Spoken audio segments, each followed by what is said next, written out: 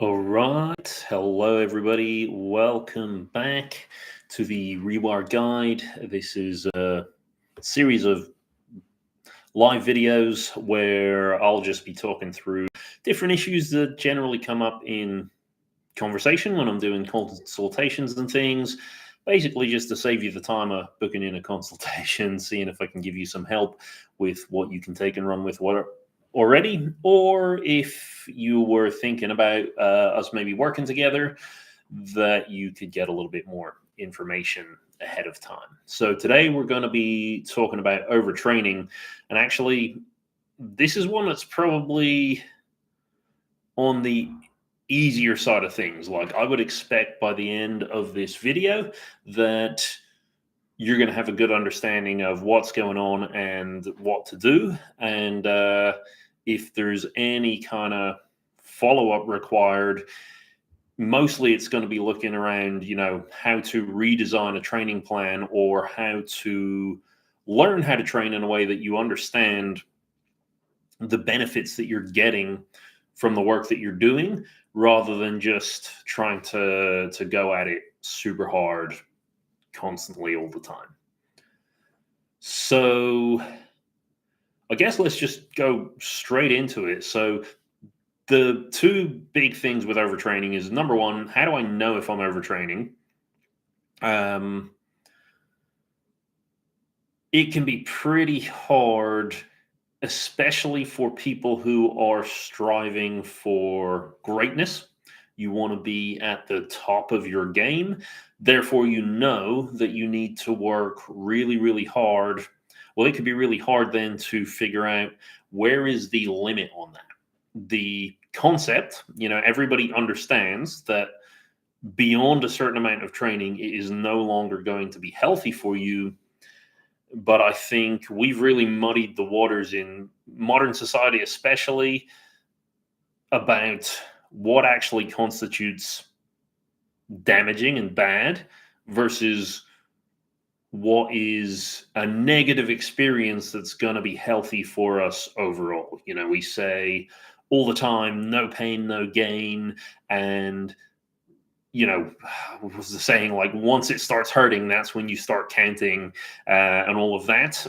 And so you kind of get the impression that the negative feeling that you experience when you're training is the thing that you're actually searching for and striving for. And over time, you start to make a habit out of that. And suddenly you realize that actually, no, I'm pretty broken. I'm pretty damaged. And I've also now made this a habit. So it's really hard to break myself out of it. So let's dive into that. First, I guess we'll categorize like what constitutes overtraining. And to do that, we have to go through some of the basics of training versus recovery. Pretty simple stuff. So anytime that you put stress on the body or anytime that you put stress on the brain, most of the time you're doing both to some extent. That is going to require a period of recovery time for things to recoup, get better, and regenerate. So if I do 50 press ups in a row, and that causes lots of little muscle tears and lots of buildup of things around the joints and muscles, I'm going to need some amount of time where my body gets to kind of flush that out and rebuild the muscles, maybe build them bigger, maybe build them stronger, maybe rewire my brain to make the reactions between all the muscle connections quicker. So I'm not actually building bigger muscle, but actually they're going to perform more optimally. And so even though I'm not, getting bigger in size, I actually feel like the muscles are stronger overall. That recovery is essential. And if I do not allow that recovery to happen, the effect on my body is going to be overall negative. So the more of these different things that build up, whether it's acids, different proteins, different residue from like neurons firing and stuff like that, that's going to start to have a toxic effect on the body. And that means that over time, I'm not actually going to get stronger. I'm going to get weaker because it's going to start to erode away lots of stuff with the cells. That's going to have an impact on the nerves. The nerves aren't going to work as well. And I'm going to be basically just a shell of my former self by the end of that. So that's pretty simple. Anytime you do work, you need to have a recovery period. And that's true for all work regardless of the size. So the reason that we have to sleep every single day, even if we didn't accomplish anything, is that by just the fact that we're awake means our brain is working, our body is working.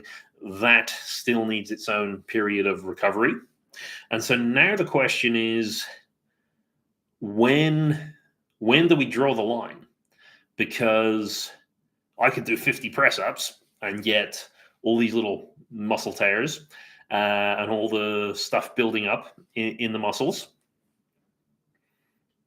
Or I could do 50 press ups every single day, and that's going to build up. And overnight, some of it's going to clear out. But then the next day, I'm going to cause even more buildup. And then overnight, some of that's going to clear out, but maybe not all of it. And then day 3, you start to see things are piling up. So while we could look at it from a day-to-day basis of the work that you do on one day needs a certain amount of time to recover to be ready for the next day, you've also got a kind of time scaling effect. So I might just do one press up on one day, and by the time I even get to the evening when I'm about to fall asleep, that recovery might have already been done.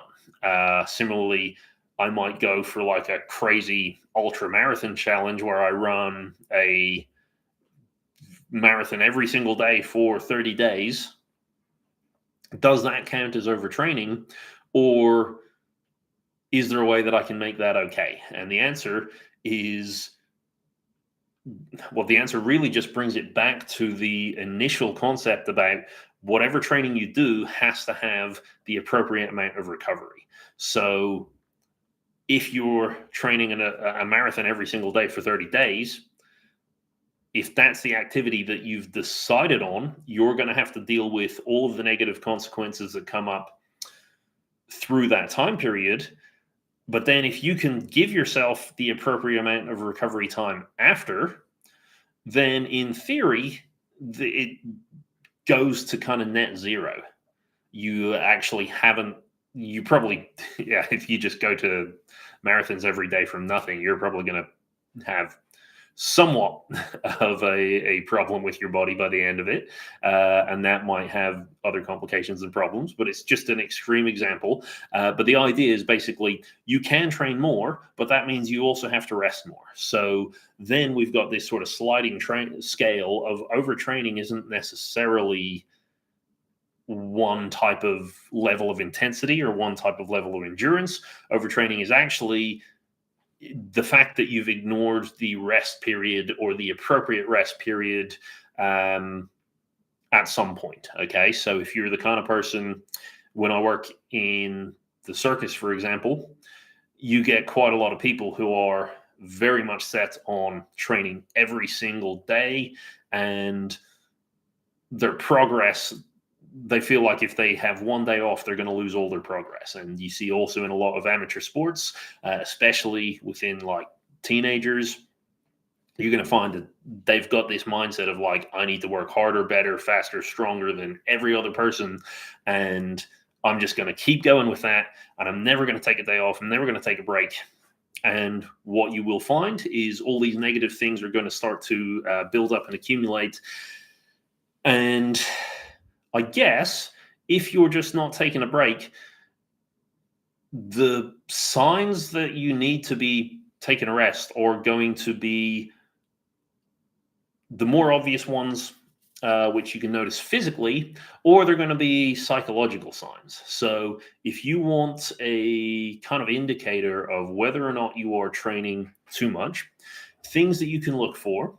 Number one, is there noticeable damage on the outside of your body? Okay, so in gymnastics, when I worked in gymnastics, people's hands being totally ripped to shreds was a kind of common sight. When people are training on bars, their hands are going to get all ripped up. And so if you've got very visible tissue damage on the outside, whether that's through like uh, bleeding, tearing, bruising, anything like that, those things usually require a bit more urgency in terms of their recovery. And if your training builds to the point that you're starting to experience these things, and especially if you're starting to experience them regularly, there's a very good chance that you are not giving yourself the appropriate amount of rest. Now, when it comes to the inside of your body, it can be a little bit harder to measure. So if we take the gymnastics example, uh, once a gymnast's hands start to get ripped up, they're going to put on grips. So it's like a little sheet of leather that they put over their hands. And that means that they can go on the bar for longer and longer. And you think, okay, that's a good solution because now your hands can tolerate more damage. But one of the problems with that is your hands are kind of there to be, they're super sensitive and they're almost there to be a reliable indicator of what the rest of your body can tolerate. I don't know if you can see, yeah, this is mirrored. Where is it?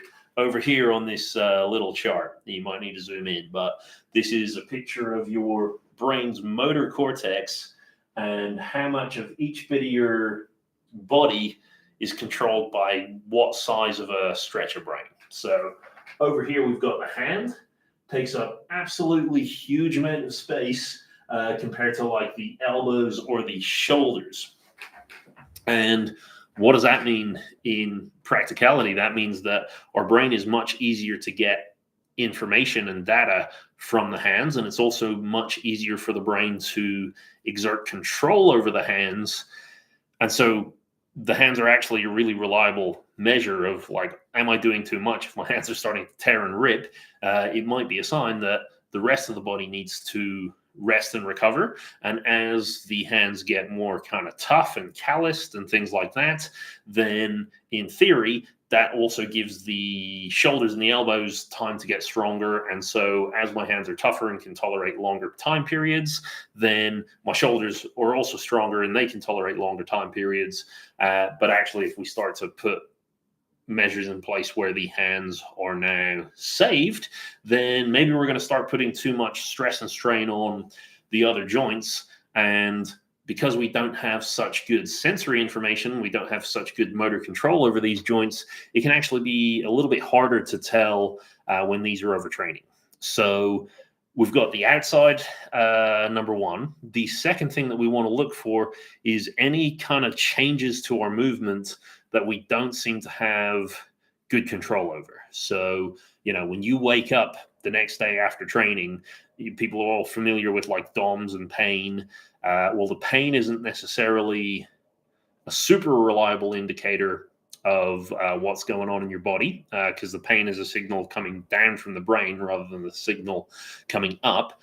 But if you take an assessment of your movement and you see that, I'm not actually moving as well as I was yesterday, then again, that is a indicator that the body actually requires some amount of rest. And so, you can take that information day on day. So like I said, you might notice that you're moving worse after day one. Well, that's red flag number one. Maybe you need to train 3 days in a row. Well, if you're going to train another 2 days, then you need to bear in mind that the rest period is going to need to be prolonged for quite a bit longer. So once you start to notice that you're moving in a different way, then alarm bells ring and you say, okay, cool. This is potentially a sign that I am training too much, or potentially a sign that my body is signaling to me that it is going to require some rest. So changes in the movement, changes in the speed of movement is another pretty reliable one. So if I just find that, everything feels like it works just like before, but it's all a bit slower, then that's going to be another big negative indicator.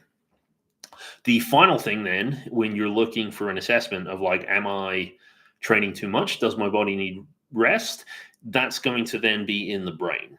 So pain, as I said, is a signal that comes down from the brain. So it's not actually the best indicator of the state of the body, but it is quite a good indicator of how the brain feels about the body. Okay, so you might be experiencing pain. That might mean that there's something wrong in the muscle tissues, but it might just mean that the brain is physically exhausted, or the brain is physically stressed and worried about what happens if we try to keep going. The body may be willing, but if the brain itself is fatigued or tired, or it's just running through its own kind of stress or danger spirals from previous injuries or whatever, then the signals that your brain is starting to give you can also be a pretty good reliable indicator of whether or not you need to think about taking a rest. Okay, so pain is number one. If pain just seems to be lingering and keeping getting worse, especially those like DOMs and muscle aches and things like that, then you may want to think about, okay, do I need to take a rest here?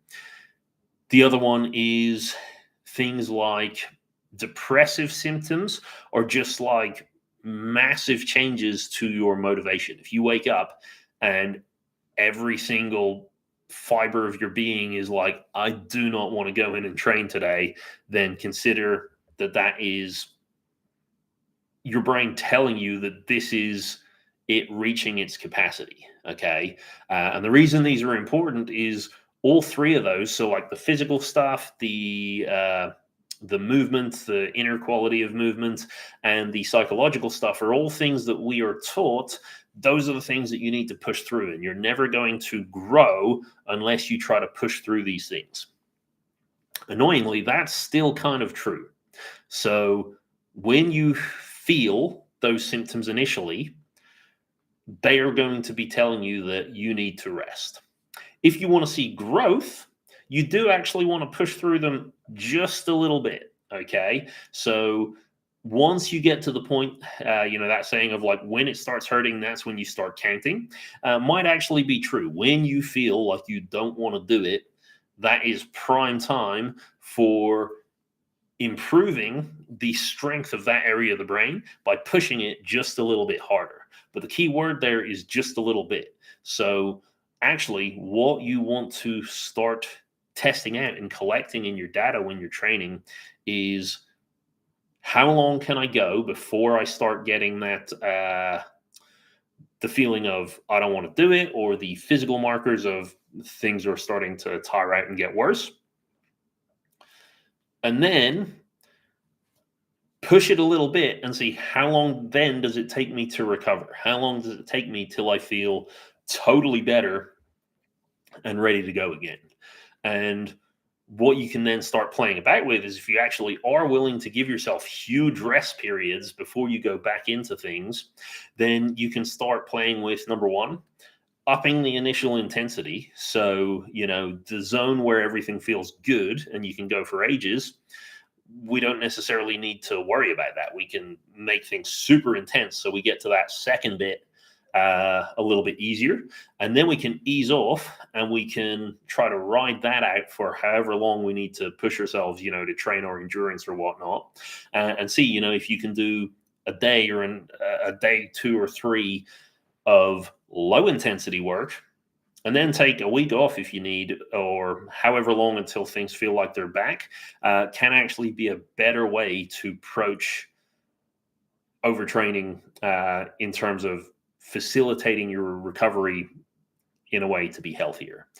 In terms of the kind of bones of it, that's the main thing: is look out for those physical markers and be willing to rest. And then finally, if you're not collecting data, if you're not collecting information, then you're going to find this really hard to manage. So anytime that you're doing any kind of physical work, you always want to be calculating, that rate of perceived exertion, or just, how do I feel after each bit? How long does it take to recover? You should be able to predict going into a training session how hard you're going to be able to go, and how long it's going to take until you feel totally recovered from that again at the end. The second part of overtraining is more dealing with the psychological aspect of it, because it's really easy to understand what I should do when it comes to how hard I work. But everybody already kind of understands that training requires rest in order to get better. But everybody, well, not everybody, but many people still struggle with overtraining. And the problem is that the knowledge isn't the problem. It's not that you don't know that you need to rest. It's that humans are kind of psychologically wired not to think about, well, not to be able to think about rest as a positive thing. Okay. Um, the good example of this is in football. So when somebody's taking a penalty in football, so it's a one-on-one against the goalkeeper has to decide in advance what they're going to do. The ball is going to move too fast for the goalkeeper to be able to make a decision mid-shot. So, they're going to go through all of their kind of data and information about what that player normally does, what if they go one way, what is their chances of actually saving it, just all the kind of statistics that they can have. But when people actually crunch the numbers on this, they find that probably the safest place for the goalkeeper to stand is dead center in the middle. So that means when the footballer goes to take their shot, the goalkeeper would do better if he didn't actually move. If he stayed in the middle, basically you're covering the center, which is the easiest part of the net to hit. If the player tries to aim for like an extreme, so top left, top right, bottom left, bottom right, now they have their own statistical disadvantage in that the fact that they could shoot it too wide. If you aim for the center, you're almost never going to shoot it too wide. If it's bang on in the middle, even if you're wildly out, you're still hitting the net in some capacity. So if the goalkeeper was to just stay there, statistically, they would do better off than if they were to dive to the left or right. Yet, almost all of the time, goalkeepers don't stay dead on in the middle, and they make some kind of a dive to the left, to the right. Maybe they'll dive and kind of drop, or they'll jump up. They won't remain on that spot in that position. So why is that? Well, usually penalty shootouts are pretty high stress, high stakes events in a football game. I'm losing my words today. And what that means is if the goalkeeper stands and appears to do nothing, then they're going to feel way more guilty if they then do not save the shot. So if they just stand in the middle and the ball flies into the top right or top left of the net, then from their team's perspective, from the audience perspective, and from their own like inner critic, all of those things are going to be screaming, you just did nothing. Nobody's saying, oh, well, he did nothing, but that was statistically the best thing to do, is he didn't even try. If you go and dive and you make a jump, even if it's in completely the wrong way, everybody's thinking, oh, at least I did something. The human brain is wired for problems are solved by doing, problems persist by not doing. And rest is as the biggest case of not doing something that you can get. So we are just innately wired to think that if we are resting, that is a sign of laziness, that is a sign of weakness. And if we then don't achieve the thing that we wanted to achieve, so you want to be the best footballer in the world, or you want to pass some audition or something like that, you're going to feel way more guilty if you added in the appropriate amount of rest for each training cycle that you had than if you just went full tilt every single day. And if you were completely broken in the process, like the less you're able to walk properly, the less you're able to speak without slurring your words, the more everybody almost respects you for it because like, oh, he really wanted that. He really did everything. But I guess the question is you have to ask yourself of which one do you really want? Do you want the guilt-free brain of just feeling like you did everything as hard as you could, or do you actually want the thing that you were trying to get or that you say that you're trying to get in the first place? If you want the image of somebody who goes at it and does everything, then by all means, overtraining is going to suit you pretty well. You're going to kind of suffer for it by the end of it, but you're probably not going to achieve the top level of things unless you get really, really lucky. On the other hand of things, if you are saying that you genuinely do want to achieve the event or outcome at the very top of where you're trying to get, then we actually need to figure out a way to be more realistic about how we're going to get there. Now, that kind of just sounds like I'm just kind of telling people, okay, get over yourself.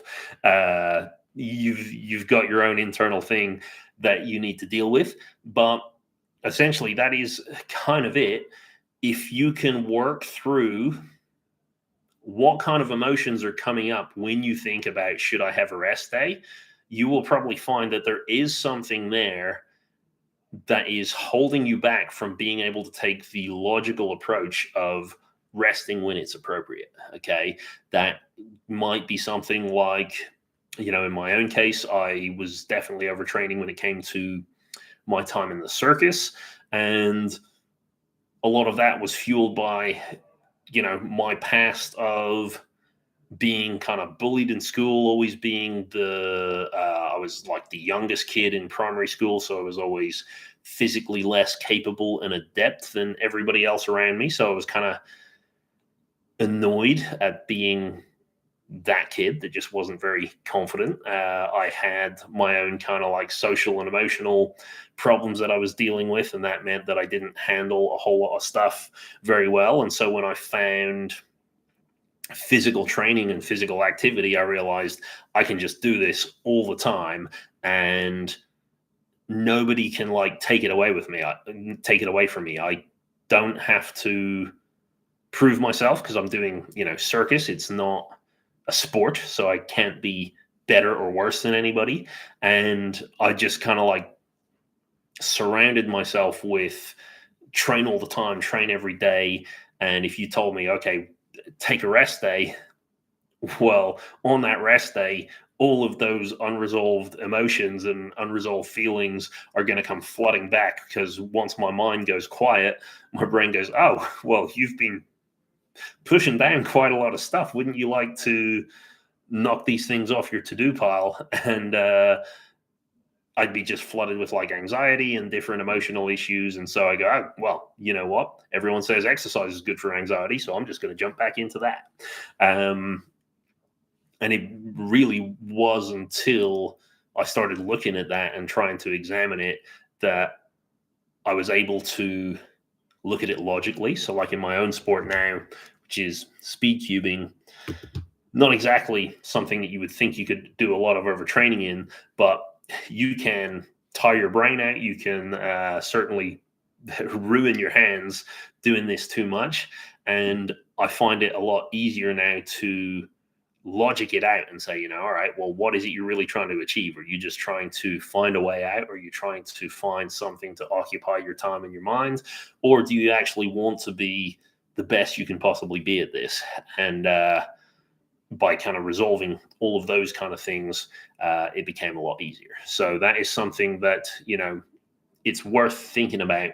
Could I benefit from maybe talking therapy? It could be, in sessions with myself. A lot of the time, I'm not a therapist. I won't be able to necessarily help with the really big emotional processing things, but I'm definitely very good at pointing out the inconsistencies of people's training strategies and the kind of logics that they're using. And so we can kind of highlight and identify where there are conflicts and see if we can work through them in terms of adapting a training plan, teaching some steps to figure out, how do I tell if something's really working for my brain or not. So if you're interested in that, there is links in the description to book a session. Otherwise, I guess this one is more kind of food for thought. Do you feel like you're overtraining? Most of the time, if you want a hint, when I ask people, the people who say, no, I actually feel like I don't train enough, they're the ones that want to be examining this. People who think that they're overtraining, unless you can provide some pretty strong physical evidence that, my body hurts all the time, my mind is struggling all the time, then it might be a good sign that you are. But sometimes actually we just get that like little procrastination loop of like, oh, maybe I'm doing a bit too much. I'm gonna hang back. Collect data. Once you start collecting the data, you get the actual evidence of, is your rest doing you the good that you think it's doing you? Is your lack of rest doing you the good that you think it's doing you? And when you have that information, it's much easier to take it from there. So that's going to be it for me today. I hope this was useful. Please leave me a comment with other topics that you would like me to cover. Otherwise, I shall see you all later.